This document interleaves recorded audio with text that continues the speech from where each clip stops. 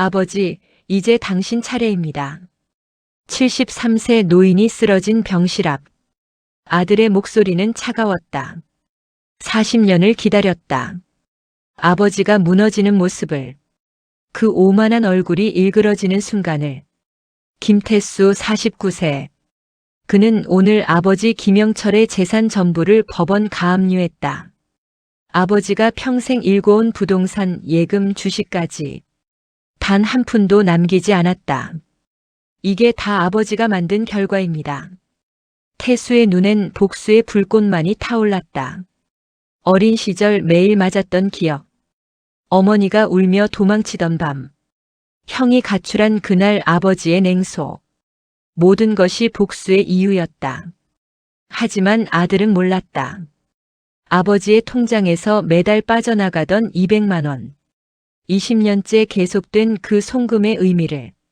병실 서랍 깊숙이 숨겨진 낡은 수첩의 존재를. 그리고 3개월 전 아버지가 변호사에게 남긴 마지막 유언의 내용을. 태수야, 미안하다. 아빠가 너무 늦었구나. 의식을 잃어가는 아버지가 중얼거렸다. 하지만 아들은 그 말을 듣지 못했다. 아니, 듣고 싶지 않았다. 병원 복도 끝, 낯선 여자 하나가 서 있었다. 60대 중반쯤 되어 보이는 그녀는 병실 문을 바라보며 눈물을 흘렸다. 손에는 낡은 봉투 하나. 그 안에 들어있는 건 20년 전 날짜가 적힌 영수증 덤이었다. 이제 말해야 하나. 그녀가 떨리는 손으로 핸드폰을 꺼냈다. 화면에 뜬 이름은 김태수. 이후 밝혀진 진실은 모든 걸 무너뜨렸다. 아들이 갈아엎은 건 아버지의 재산이 아니었다. 그것은 자신을 위해 아버지가 평생 쌓아온 마지막 사랑이었다. 이 서류에만 서명하시면 됩니다. 변호사가 서류 뭉치를 내밀었다. 김태수는 망설임 없이 펜을 들었다. 가압류 확정되면 아버지 명의 재산은 전부 동결됩니다. 혹시 다시 생각해 보시겠습니까? 아니요. 진행하세요. 태수의 목소리는 단호했다. 변호사는 더 이상 묻지 않았다. 고객의 결심이 얼마나 단단한지 알고 있었다. 이 못된 자식이. 아버지의 손이 어린 태수의 뺨을 후려쳤다. 학교에서 싸웠다는 이유였다.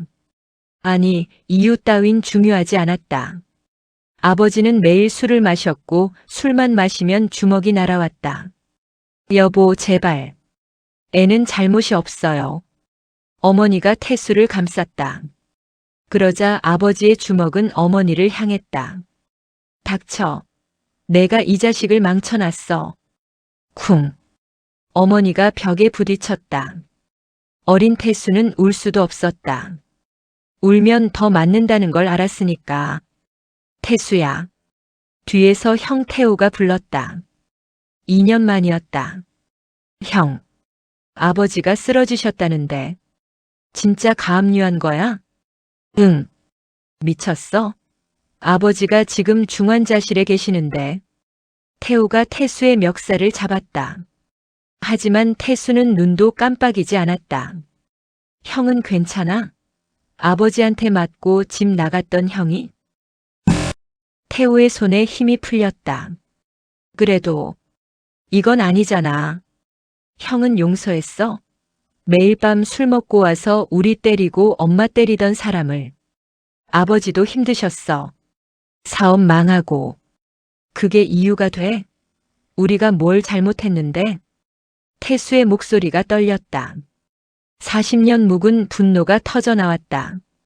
김영철은 산소호흡기를 단 채 누워 있었다. 73세. 한때 건설회사를 운영했던 그는 이제 반신불수 노인일 뿐이었다. 환자분 의식은 있지만 말을 거의 못하십니다. 뇌졸중이 심해서요. 간호사가 설명했다. 태수는 아버지 얼굴을 내려다봤다. 이게 끝인가? 복수는 달콤할 줄 알았다. 하지만 지금 느껴지는 건 허무함 뿐이었다. 아버지의 눈이 가늘게 떠졌다. 뭔가 말하려는 듯 입술이 떨렸다. 수, 야. 태수는 대답하지 않았다. 미, 안, 바.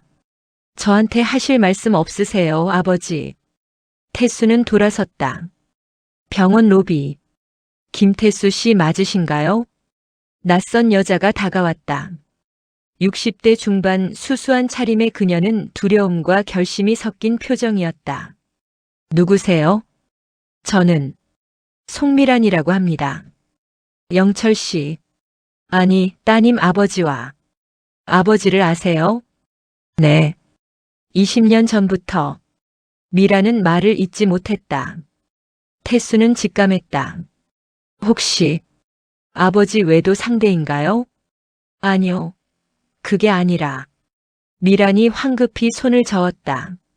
저는 은혜를 입은 사람입니다. 영철 씨가 없었다면 제 딸이. 무슨 소리세요? 지금은 말씀드리기 어렵습니다. 하지만 꼭 알아주셨으면 해서요. 영철 씨는 나쁜 분이 아니에요. 미라는 명함 하나를 건넸다. 준비가 되시면 연락 주세요. 제가 영철 씨에 대해 아시는 것과는 다른 이야기를 해드릴 수 있어요. 명함을 쥔 채 핸들을 잡았다. 송미란. 전화번호와 주소만 적힌 간단한 명함. 아버지에 대해 다른 이야기. 태수는 비웃음을 흘렸다. 무슨 변명을 늘어놓으려는 거야. 하지만 명함을 버리지는 못했다. 뭔가 찝찝했다. 핸드폰이 울렸다. 변호사였다. 태수 씨, 가압류 진행하다 이상한 걸 발견했습니다. 뭔데요? 아버님 통장 내역인데요. 20년째 매달 200만 원씩 같은 곳으로 송금되고 있었습니다. 어디로요? 사회복지법인 세희망센터라는 곳입니다. 혹시 아십니까? 처음 들어보는데요. 총 송금액이 4억 8천만 원입니다. 전혀 회수가 안 되는 돈이었어요. 왜 이런 곳에? 태수는 말문이 막혔다. 4억 8천? 20년째? 조사 좀 해주시겠어요? 그게 어떤 곳인지. 알겠습니다. 전화를 끄는 태수는 핸들을 꽉 쥐었다. 아버지, 대체 뭘 한 거야? 아내 수진이 저녁을 차렸다. 아버님 상태는 어때? 안 좋아. 말도 제대로 못해. 그래도 병원비는 내야 하는 거 아니야? 가압류했어. 한 푼도 못 쓰게. 수진의 손이 멈췄다. 여보, 그건 좀. 왜? 아버지가 우리한테 뭘 해줬는데? 엄마 돌아가실 때도 장례식 한 번 안 왔잖아. 그래도 이제 다 늙으신 분인데. 늙었다고 용서되는 건 아니야. 태수는 수저를 내려놨다. 밥이 넘어가지 않았다. 침대 깊은 밤. 잠이 오지 않았다. 송미란이란 여자. 20년간의 송금. 4억 8천만 원. 아버지한테 뭔가 있었던 건가? 아니야. 그럴 리 없어. 아버지는 그런 사람이 아니었다. 우리한테 밥값도 아까워했던 사람인데. 하지만 가슴 한구석이 불편했다. 내가 뭔가 잘못 알고 있는 건가? 태수는 눈을 감았다. 하지만 잠은 오지 않았다. 복수는 시작됐다. 하지만 이건 시작일 뿐이었다. 진짜 이야기는 이제부터였다. 태수는 주소를 찾아 도착했다. 오래된 3층 건물. 사회복지법인 세희망센터라는 간판이 걸려 있었다. 어떻게 오셨어요? 사무실 직원이 물었다. 저, 김영철 씨와 관련해서 왔는데요. 직원의 얼굴이 환해졌다. 아, 영철 아저씨. 어머, 혹시 아드님이세요? 네. 그런데 여기가 어떤 곳인가요? 저희는 소아암 어린이들을 돕는 복지센터예요. 영철 아저씨가 20년째 후원해주고 계시는데 지금까지 28명의 아이들이 치료받을 수 있었어요. 태수는 그 자리에 굳었다. 28명. 어? 네.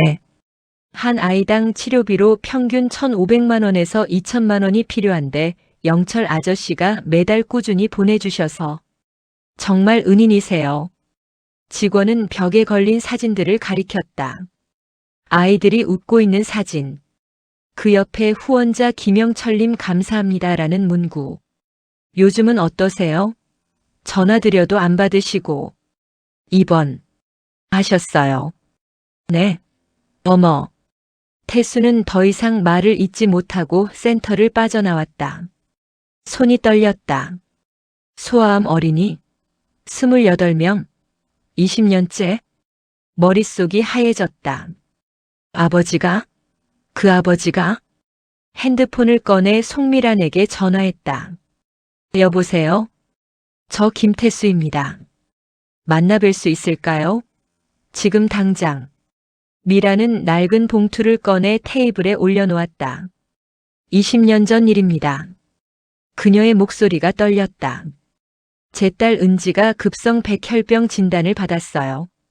당시 제 남편은 사업 실패로 빚만 잔뜩 지고 도망간 상태였고, 저는 식당에서 설거지하며 겨우 생계를 유지하고 있었죠. 병원비가 2,800만 원. 저한테는 평생 모아도 안 되는 돈이었어요. 은지는 하루하루 죽어가고 있었고, 저는 미쳐가고 있었죠. 미란의 눈에 눈물이 고였다. 그때 식당 단골 손님이었던 영철 씨가 제 사정을 알게 됐어요. 저는 그저 하소연만 했을 뿐인데, 아버지가 뭐라고 하셨어요? 다음 날 병원에 나타나셨어요. 그리고 원무과에 가서 은지 치료비 전액을 내셨죠. 태수의 가슴이 철렁 내려앉았다. 2,800만 원을. 네. 현금으로요. 제가 울면서 갚겠다고 했더니 영철 씨가 그러시더라고요. 갚으실 필요 없어요. 대신 은지가 건강해지면 다른 아픈 아이들 도와주세요. 그게 제 보답입니다. 미라는 봉투에서 낡은 영수증을 꺼냈다. 이게 그때 영수증이에요. 20년을 간직했어요. 태수는 영수증을 받아들었다. 2004년 3월 12일. 금액 2,800만 원. 납부자 김영철.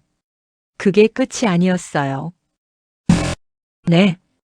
은지가 퇴원하고 3년 뒤 재발했어요. 이번엔 골수 이식이 필요했는데 비용이 4,500만 원이었죠. 설마 영철 씨한테 연락도 못 드렸어요. 너무 큰 돈이니까. 그런데 어떻게 하셨는지 다시 병원에 나타나셨어요. 미란이 흐느꼈다. 은지 엄마 걱정하지 마세요. 제가 알아서 할게요. 그렇게 말씀하시고 또 전액을 내셨어요. 저는 그때 알았어요. 이분은 천사라는 걸. 태수의 눈에도 눈물이 맺혔다. 아니, 이럴 수 없어. 이건 내가 아는 아버지가 아니야. 왜 그런 일을 하신 거예요? 미란이 고개를 들었다. 물어봤어요. 왜 저희 같은 남한테 이렇게 큰 도움을 주시냐고. 뭐라고 하셨어요? 영철 씨가 울더라고요. 네. 저도 아들이 둘 있어요. 그런데 전 그 애들한테 아버지 노릇을 못했어요. 매일 때리고 상처만 줬죠. 이제 와서 용서를 빌어봤자 애들은 절 원망하고 있을 거예요. 당연한 일이죠. 전 자격 없는 아버지니까. 그렇게 말씀하셨어요. 태수의 눈에서 눈물이 흘러내렸다. 그래서 제가 못한 아버지 노릇을 이렇게라도 하고 싶어요. 다른 아이들한테라도요. 그게 제가 할 수 있는 유일한 속죄예요. 아버지는 혼자 병원 복도에 앉아 있었다. 손에는 은지의 치료비 영수증 7,300만 원. 2번의 치료비 합계. 이것밖에 못 해줬구나. 아버지는 작은 수첩을 꺼냈다. 거기엔 태수와 태호의 어린 시절 사진이 붙어 있었다. 미안하다. 아빠가 너무 못난 아빠라서. 그날부터 아버지는 매달 200만 원을 새희망센터에 보냈다. 20년간 한 번도 거르지 않고, 그리고 영철 씨는 제게 부탁하셨어요. 아들들한텐 절대 말하지 말라고. 왜요? 애들이 알면 제가 용서받으려고 이런 짓 한다고 생각할 거예요. 전 용서받을 자격 없어요. 그냥 아버지로서 마지막으로 할 수 있는 일 하고 싶을 뿐이에요. 태수는 얼굴을 손으로 가렸다. 소리내어 울었다. 제가 이 얘기를 하는 건 영철 씨 때문이 아니에요. 미란이 태수의 손을 잡았다. 아드님 때문이에요. 아드님이 평생 아버지를 미워하며 사실까진 않았으면 해서요. 영철 씨는 나쁜 아버지였을지 몰라도 나쁜 사람은 아니었어요. 태수는 중환자실 문 앞에 섰다. 들어갈 수가 없었다. 변호사에게서 전화가 왔다. 태수 씨, 아버님 서재에서 편지 하나 찾았습니다. 태수에게라고 적혀 있네요. 읽어주세요. 태수야. 이 편지를 읽고 있다면 아빠는 아마 이 세상에 없거나 의식이 없을 거다. 아빠가 너희한테 한 짓은 변명할 수 없어. 술에 취해 너희를 때리고 엄마를 울렸지. 아빠는 최악의 아버지였어. 태수의 다리가 풀렸다. 그래서 아빠는 20년 전부터 다른 방법으로 아버지 노릇을 해봤어. 아픈 아이들을 도와주는 거. 너희한텐 못해준 사랑을 다른 아이들한테라도 주고 싶었어. 그게 아빠가 할 수 있는 전부였어. 태수야. 아빠를 용서하지 않아도 돼. 다만 미워하면서 살진 마. 그게 아빠의 마지막 부탁이야. 사랑한다, 아들아. 태수는 그 자리에 주저앉아 울었다. 가압류, 복수, 증오. 그 모든 게 무너졌다. 가압류. 취소할 수 있나요? 태수의 목소리는 떨렸다. 취소는 가능합니다만 이미 법원에 접수된 상태라 시간이 좀 걸립니다. 최대한 빨리 부탁드려요. 알겠습니다. 그런데 태수 씨, 변호사가 또 다른 서류를 꺼냈다. 아버님 금고에서 나온 건데요. 유언장입니다. 유언장이요? 3개월 전에 작성하셨네요. 읽어보시겠습니까? 태수는 고개를 끄덕였다. 유언장 내용. 나 김영철은 본 유언장을 통해 내 재산을 다음과 같이 처분한다. 전 재산의 70%는 사회복지법인 새희망센터에 기부한다. 나머지 30%는 두 아들 김태호, 김태수에게 균등하게 분배한다. 단 아들들에게 당부한다. 내가 기부한 돈이 아깝다고 생각하지 마라. 그 돈은 내가 너희에게 못해준 사랑의 빚이다. 태수야, 태호야. 아빠는 너희에게 최악의 아버지였다. 하지만 마지막까지 너희를 사랑했다는 것만은 기억해다오. 2024년 9월 15일. 김영철. 태수는 유언장을 읽으며 계속 눈물을 흘렸다. 아버지. 그리고 이것도 있습니다. 변호사가 낡은 수첩을 건넸다. 아버지가 20년간 적어온 일기였다. 수첩 내용 마이너스 2004년 3월 15일. 오늘 은지라는 아이 치료비를 냈다. 2,800만 원. 적은 돈은 아니지만 내 아들들 생각이 났다. 태수가 초등학교 5학년 때였나. 감기 걸려서 병원 가자고 했는데 나는 돈 아깝다고 약국에서 약만 사줬지. 그날 밤 태수가 40도 열나서 응급실 갔던 게 기억난다. 난 정말 최악의 아버지였다. 애들 아플 때조차 돈이 아까웠으니까. 은지 엄마가 고맙다고 울었다. 나는 그 눈물을 볼 자격이 없었다. 내 아들들을 그렇게 울렸으면서 이제라도 다른 아이들한텐 제대로 된 어른이 되어주고 싶다. 2007년 8월 3일. 은지가 재발했다는 소식을 들었다. 골수이식이 필요하단다. 4,500만 원. 망설임 없이 냈다. 내 아들들한테 이런 마음으로 대했다면 지금쯤 우리는 행복한 가족이었을까? 태호가 결혼한다는 소식을 들었다. 청첩장은 안 왔다. 당연하지. 나 같은 아버지한테 누가 청첩장을 보내겠어. 축의금이라도 보내고 싶었지만 받지 않을 게 뻔해서 그냥 은행에 넣어뒀다. 언젠가 태우가 힘들 때 쓸 수 있게. 2015년 11월 20일 새희망센터에서 연락이 왔다. 그동안 내가 후원한 돈으로 18명의 아이가 건강해졌단다. 18명. 18개의 가족이 웃을 수 있게 됐다는 거다. 근데 왜 이렇게 슬플까? 내 두 아들은 여전히 날 미워하고 있을 텐데. 태수야, 아빠는 내가 대학 들어갈 때 등록금 아깝다고 국가장학금 받으라고 했지. 그러면서 술값으로 한 달에 100만 원씩 썼어. 넌 알바하면서 학교 다녔지. 아빠는 그걸 알면서도 모르는 척했어. 미안하다. 정말 미안하다. 2023년 5월 7일. 오늘 건강검진 받았다. 의사가 심장이 안 좋다고 했다. 길어야 12년이란다. 죽음이 두렵진 않다. 다만 아들들한테 제대로 사과 한번 못하고 가는 게 후회될 뿐이다. 태수야, 태호야. 아빠를 용서하지 않아도 좋다. 다만 아빠가 마지막까지 너희를 사랑했다는 것만은 알아줬으면 좋겠다. 그게 이 못난 아버지의 마지막 소원이다. 태수는 수첩을 덮었다. 더 이상 읽을 수가 없었다. 형태호가 벤치에 앉아 있었다. 형. 태수야. 나. 큰일 저질렀어. 태수가 형 옆에 앉으며 모든 걸 이야기했다.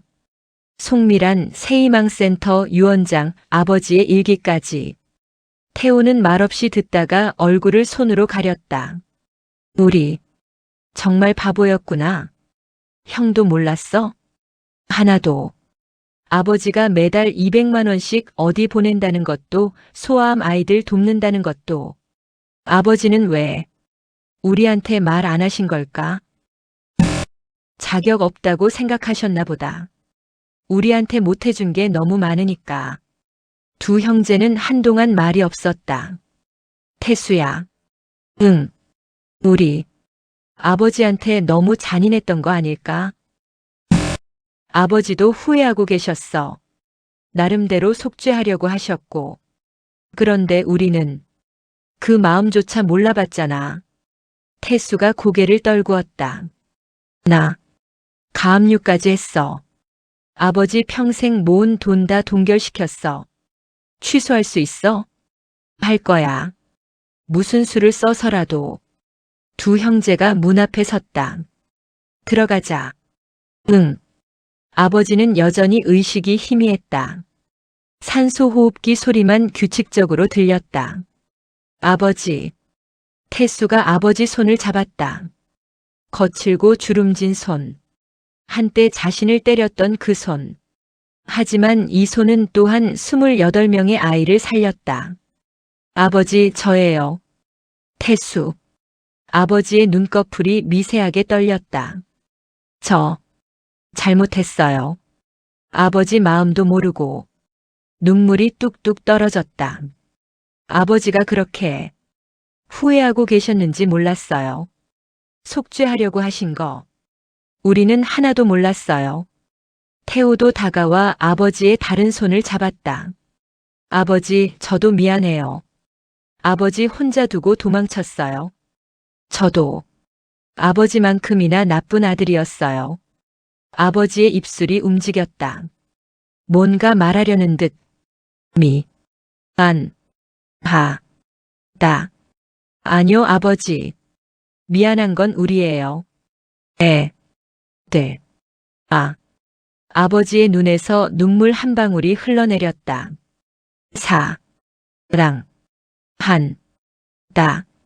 그 순간 심장 박동 측정기의 소리가 이상해졌다. 삐삐삐. 간호사님, 의사 선생님. 태수가 소리쳤다. 의료진이 우르르 들어왔다. 보호자분들 잠시 나가주세요. 두 형제는 밖으로 밀려났다. 아버지. 중환자실 문이 닫혔다. 안에서 응급처치 소리가 들렸다. 30분이 지났다. 1시간이 지났다. 문이 열렸다. 의사가 나왔다. 유가족분들이신가요? 그 말에 모든 게 끝났다는 걸 알았다. 하얀 천으로 덮인 아버지. 태수와 태호는 그 앞에 무릎을 꿇었다. 아버지, 일어나세요. 태호가 흐느꼈다. 우리 이제 알았어요. 아버지 마음. 다 알았어요. 하지만 아버지는 대답하지 않았다. 영원히. 빈소는 조용했다. 아버지와 연락하고 지내던 사람이 거의 없었으니까. 그런데 여기가 김영철님 빈소 맞나요? 낯선 사람들이 하나둘 들어오기 시작했다. 저희는 새희망센터에서 왔습니다. 센터 직원 5명과 함께 온 사람들. 그 중에는 어린 아이들도 있었다. 안녕하세요. 저는 박은지예요. 영철 할아버지가 절 살려주셨어요. 20대 초반 여성이 태수에게 인사했다. 송미란의 딸 은지였다. 할아버지 없었으면 저 지금 여기 없었을 거예요. 은지가 영정 앞에 무릎 꿇고 절했다. 할아버지 감사했어요. 제가 잘 살게요.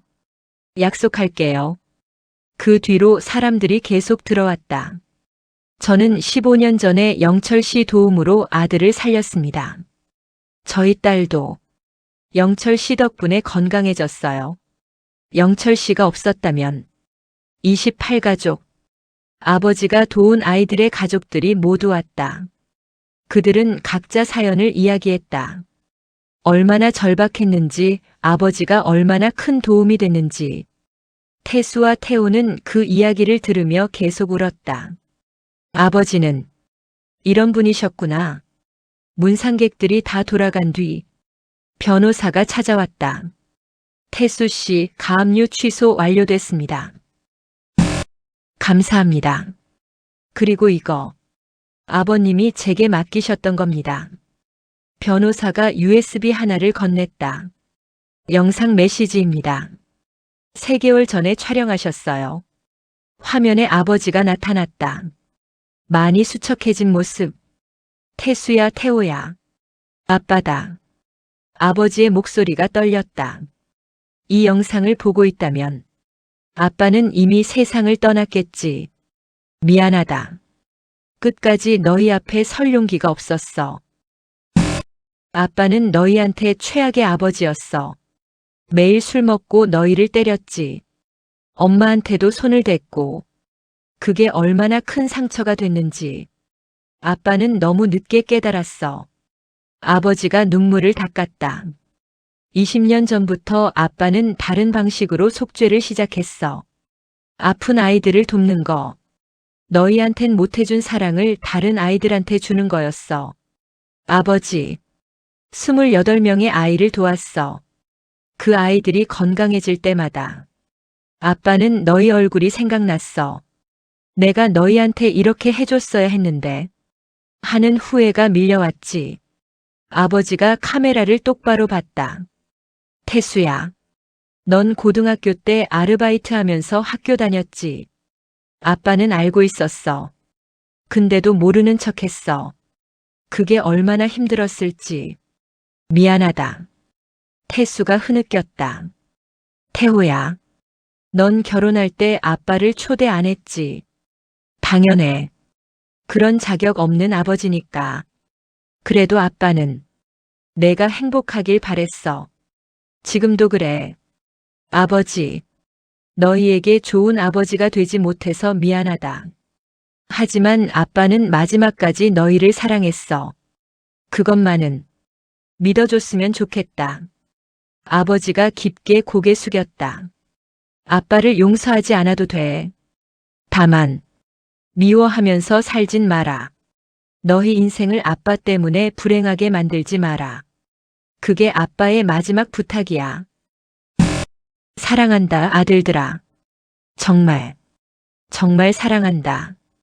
영상이 끝났다. 태수와 태호는 서로를 껴안고 울었다. 어린 태수가 학교에서 그린 그림을 들고 집에 왔다. 아빠, 내가 그린 그림이야. 그림 제목은 우리 가족. 아빠, 엄마, 형, 자신이 손을 잡고 있는 그림. 하지만 아버지는 술에 취해 있었다. 비켜.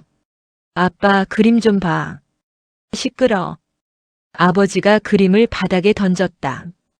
그림이 찢어졌다. 어린 태수는 울면서 찢어진 그림을 주었다. 아버지의 서재 현재. 태수는 아버지 서재를 정리하다 서랍 깊숙한 곳에서 뭔가를 발견했다. 투명 파일. 그 안에 들어있는 건 우리 가족. 40년 전 자신이 그렸던 그 그림이었다. 찢어진 그림을 아버지가 테이프로 조심스럽게 붙여놨다. 구겨진 부분을 펴고 색이 바랜 부분을 그대로 보존했다. 그림 뒤에 아버지의 글씨로 쓰여 있었다. 태수가 7살 때 그린 그림. 내가 찢어버렸다. 그날 밤 태수가 잠든 뒤 주워서 붙였다. 이 그림 속 가족이 되고 싶었다. 하지만 난 자격이 없었다. 미안하다 태수야. 태수는 그 자리에 주저앉아 소리내어 울었다. 아버지, 아버지. 송미란이 찾아왔다. 아드님들, 괜찮으세요? 네. 영철 씨, 정말 좋은 분이셨어요. 미란이 태수에게 작은 상자를 건넸다. 이거 영철 씨가 3개월 전에 제게 맡기셨어요. 혹시 모르니 아드님들께 전해달라고. 상자를 열자 2개의 편지가 들어있었다. 하나는 태수에게, 하나는 태호에게.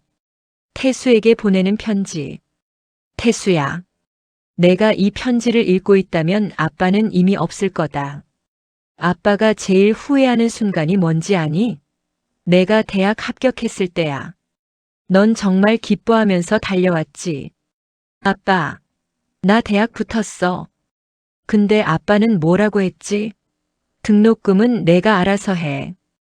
그날 밤 내가 방에서 우는 소리를 들었어. 아빠는 술을 더 마셨지. 내 울음소리를 잊기 위해서. 태수야. 아빠는 내가 자랑스러웠어. 매일 자랑스러웠어. 근데 그걸 표현할 줄 몰랐어. 아니, 자격이 없다고 생각했어. 미안하다. 그리고 사랑한다. 아빠가. 태수는 편지를 읽으며 울었다. 40년 동안 듣고 싶었던 말이 여기 있었다.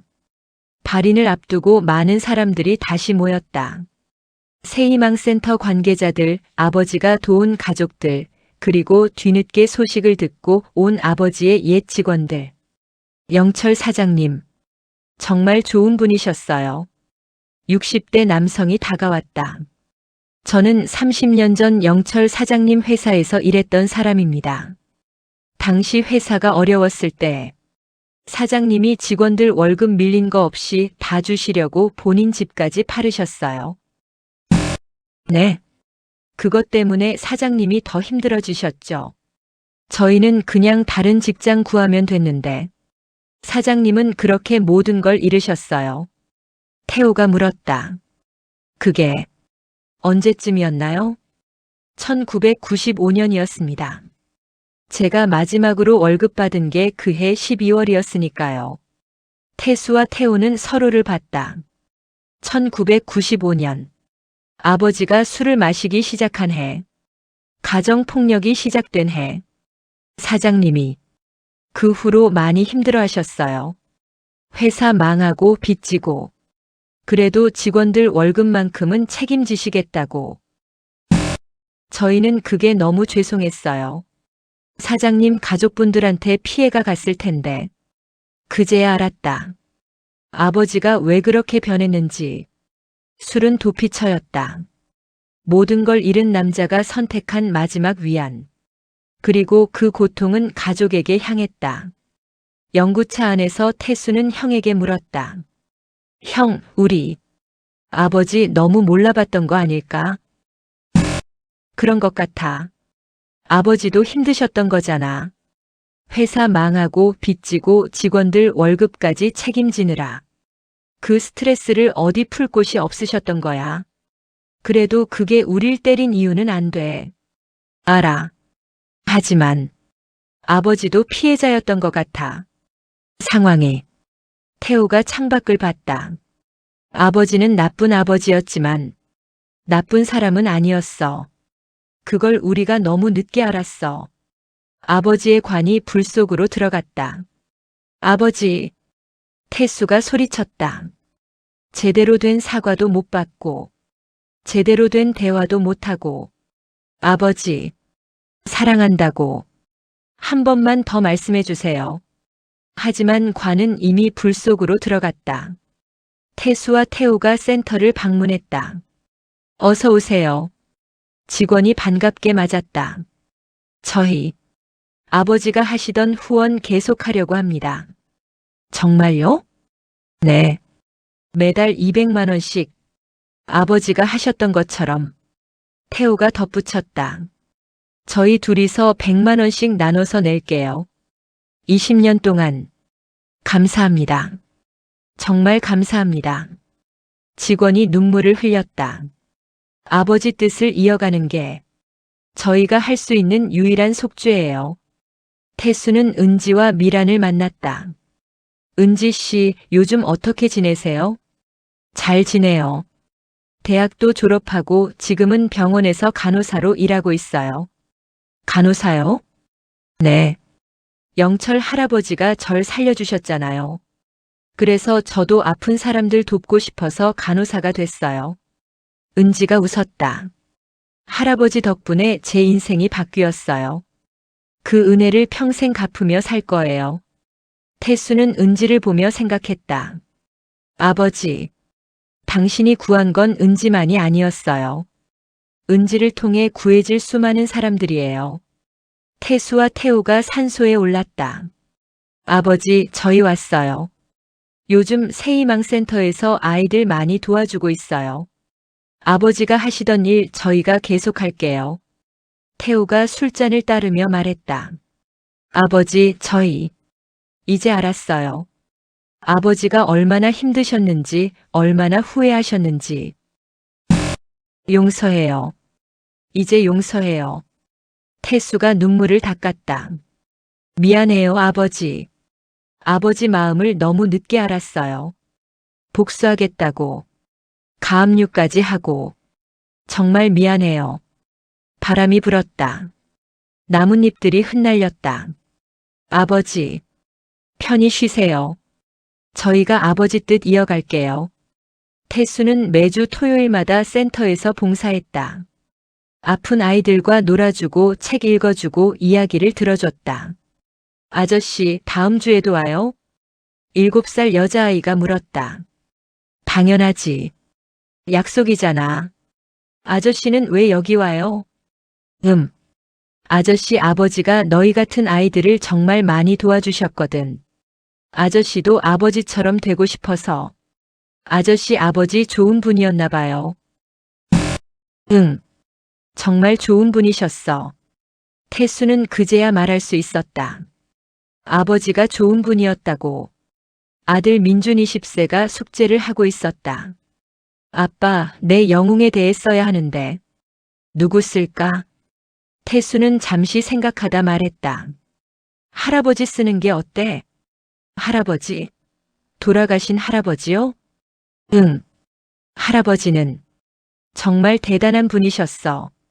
28명의 아이들을 살렸거든. 와, 어떡해요?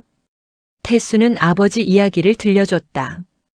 20년간의 후원, 아픈 아이들을 도운 일, 마지막 유언까지. 민준이는 눈을 반짝이며 들었다. 할아버지 정말 영웅이네요. 그래. 할아버지는 영웅이셨어. 아빠는 할아버지 닮았어요? 태수는 웃었다. 아빠는 할아버지를 닮으려고 노력하고 있어. 저도 할아버지 닮을 거예요. 민준이가 신나서 말했다. 태수는 아들을 안았다. 아버지, 당신의 사랑이 이렇게 이어지고 있어요. 민준이한테도 그 다음 세대에게도. 당신은 진짜 영웅이었어요. 태수와 태호는 새희망센터에서 김영철 기념관을 열었다. 아버지가 도운 아이들의 사진과 이야기가 전시됐다. 제막식에 28가족이 모두 참석했다. 김영철님은 28명의 아이를 구했습니다. 하지만 그건 시작일 뿐이었습니다. 센터장이 말했다. 이 아이들은 자라서 의사가 됐고 간호사가 됐고 선생님이 됐습니다. 그들은 또 다른 누군가를 구하고 있습니다. 김영철님의 사랑은 이렇게 계속 퍼져나가고 있습니다. 박수가 터졌다. 태수는 아버지 사진을 보며 속으로 말했다. 아버지, 이제 알았어요. 당신이 남긴 건 돈이 아니었어요. 사랑이었어요. 그 사랑이 계속 이어지고 있어요. 복수는 끝났습니다. 하지만 제가 무너뜨린 건 아버지의 재산이 아니었습니다. 저 자신의 오만함이었습니다. 아버지는 완벽하지 않았습니다. 저희에게 상처를 줬고 그건 절대 정당화될 수 없습니다.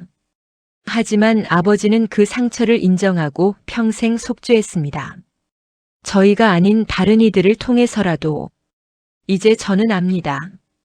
용서란 상대방을 위한 게 아니라는 것을, 용서는 나 자신을 자유롭게 하는 거라는 것을. 아버지 사랑합니다. 그리고 감사합니다. 당신이 가르쳐준 마지막 교훈. 사랑은 결코 늦지 않다. 그걸 평생 기억하며 살겠습니다. 김영철 1951-2024 28명의 아이를 구한 영웅. 그리고 두 아들에게 마지막 사랑을 가르친 아버지. 그의 사랑은 계속됩니다.